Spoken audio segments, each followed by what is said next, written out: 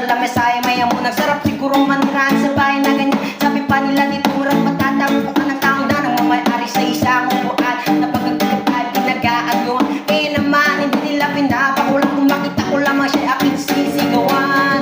Kayo po na nakaupo, subukan nyo namang tumayo at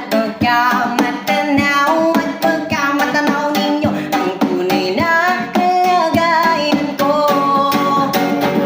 Mawalang galang na po sa taong nakaupo. Alam nyo bang patakan ng bigas namin ay ipon ko? Ang dingding ng bahay namin ay pinagtaping-taping yero. Sabi ay sobrang init at tumutunog na yelo na di kayang bilhin upang ilagay sa inom. Pinakulog to sa lumang takuri-uri-uli. Gamit ng panggatong ng hinanod lamang ng estero na nagsisilbing kusina sa umaga. Yaming banyo ang aking inay. Mayamanan ng isang kaldero na nagagamit ito kapag ang aking sumusalo. Pero kulang ng kulang pa rin, kulang ng tuyong asin. Ang 50 pesos yung maghabang magkakasyahin. Di ko alam kung taga marami lang ang harong o mataas lang ang bakot. Nagbubulag-bulagan lamang po kayo. Kahit sa dami ng pera nyo, walang doktor na makapagpapalinaw ng mata nyo. Kaya huwag kang masyadong alata.